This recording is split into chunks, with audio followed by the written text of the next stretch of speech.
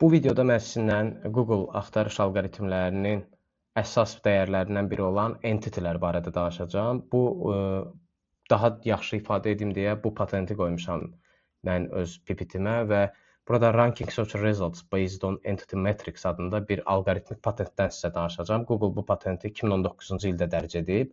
Patent nömrəsi burada yazılıb 1235423B2.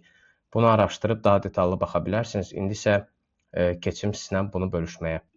Patent səhifədə yer alan entity-ləri və onların real dünya ilə əlaqələrini qiymətləndirir. Bunun üçün 4 əsas ölçü hesablanır. Related entity, notable type metric, contribution metric və price metrics. Burada related entity metric sorğu ilə entity-nin nə qədər əlaqəli olduğunu göstərir. Notable type metric entity-nin aid olduğu kateqoriyanın tanınmışlıq səviyyəsini nəzərə alır. Məsələn, US President saytda eyni əhəmiyyətə malik olmaya bilər. Fiction autorla US President saytda eyni əhəmiyyətə malik olmaya bilər. Contribution metric entity-nin nüfuzunu ölçür. Price metric isə aldığı mükafatların dəyərini nəzərə alır. Bu metriklər uyğun çəkilərlə birləşdirilərək, yəni buna value deyirlər, uyğun dəyərlərlə birləşdirilərək səhifə üçün yekun ranking skor yaradır. Nəticədə sistem mövzunu daha dolğun və daha etibarlı izah edən səhifələri önə çıxarır. Məsələn, bir səhifədə sadəcə film adları sadalanır, digərində isə filmlərin qazandığı mükafatlar, məşhur aktyorlarla əlaqələri göstərilirsə, sistem ikinci səhifənin daha dəyərli olduğu entity məlumatı təqdim etdiyini görür və nəticədə onu daha yuxarı önə çıxarmağa çalışır.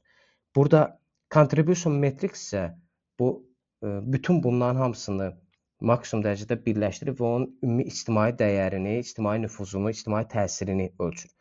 Bütün metriklər entity-nin tipinə uyğun olaraq müxtəlif ağırlıqla birləşir. Yəni, bu demək deyil ki, sən götürüb bütün hər şeyi yazacaqsan və o kifayət edəcək dəyər kimi. Amma bu alqoritmlə bunu başa düşmək olur ki, bütün alqoritmik patentlər nə qədər zəngin kontent yazırıqsa, bir o qədər daha yaxşı işləyir.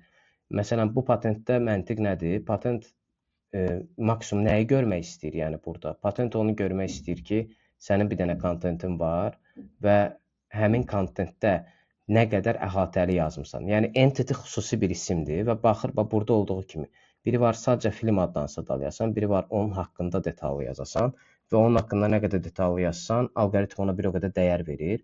Çünki o başa düşür ki, Mission Impossible kinosunda Tom Cruise çəkilib. Tom Cruise 45 yaşında 2 dəfə Oscar alıb. Mission Impossible 5 dənədir və s. və s. Bu məlumatları birləşdirəndə kontentin zəngin olduğu dəyərini beynində, kontentin zəngin olduğu fikrinə gəlir alqoritm və artıq onu daha yuxarı sıralarda birləşdirir. Ona görə bu entity-lər barədə oxumağınızı məsləhət görürəm. Related entity metrics, notable, contribution və price metrics.